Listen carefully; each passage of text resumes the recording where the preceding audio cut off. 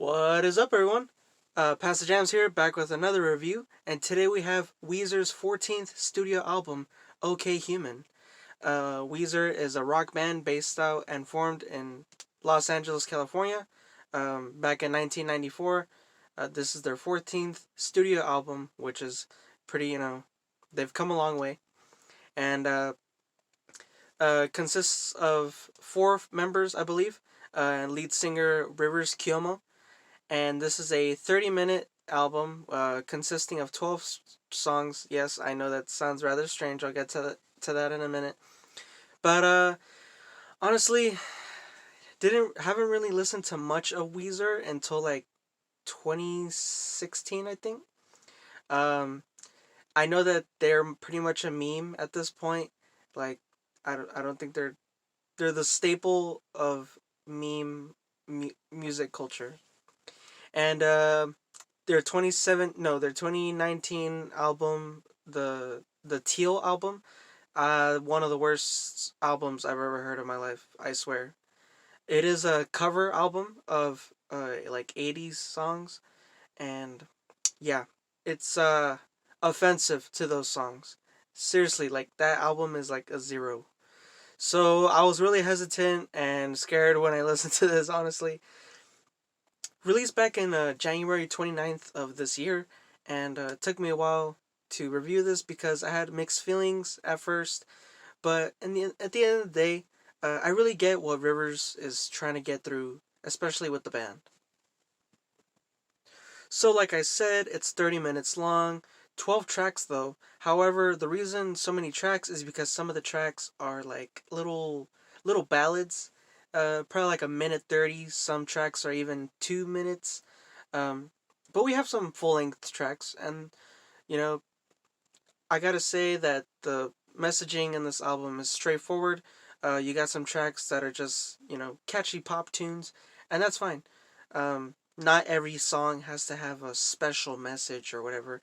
Like I mentioned in my Isioma EP review, uh, there could be silly songs that just have silly messages, and you can make a banger out of it.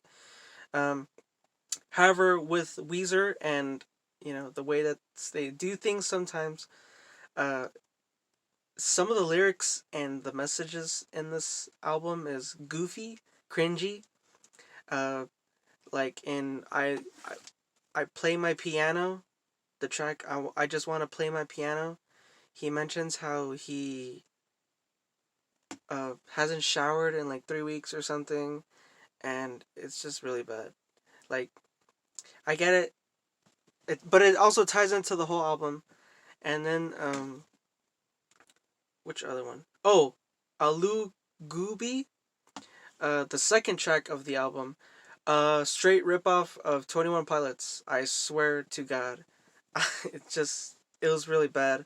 Um, Really interesting how they could get away with something like that. Straight up, just rips off 21 Pilots.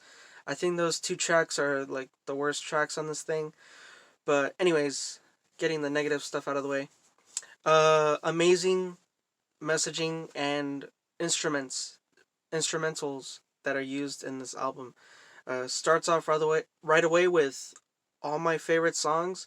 Um, Something that I've never heard an artist really convey to their fans is, uh, or in general, is most songs that people like are sad, and I that applies to me.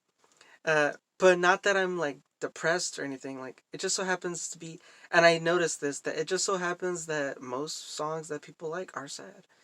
Maybe because they're sentimental, because they're powerful. I don't know, various reasons.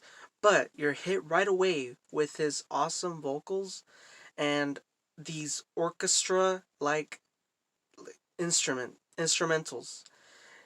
You got violins, you got strings, you got basses, you even got trumpets. Beautiful, beautiful, like orchestra sound that this album gives off throughout the whole album. I appreciate that so much from Weezer. Really ties together, especially with like how poppy and catchy these tunes can be. They're very snappy, very just ear catching to the listener. However, what I find funny is that until more getting into the middle of the album, Weezer contradicts themselves and actually gives you a somber, solemn, very like melancholy track numbers. I got chills when I heard this. It's just it's very true. Like we live in a day and age where people are afraid of social media. They want to be accepted in the social media standpoint.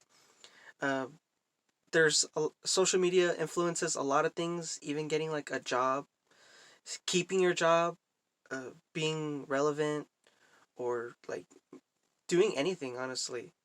Uh, and I think he explores that a lot.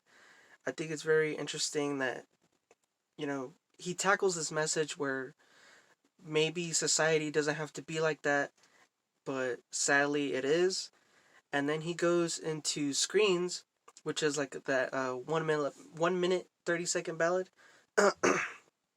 where everyone is so fixated into their phones, like no one really has the courtesy or time to really interact with each other.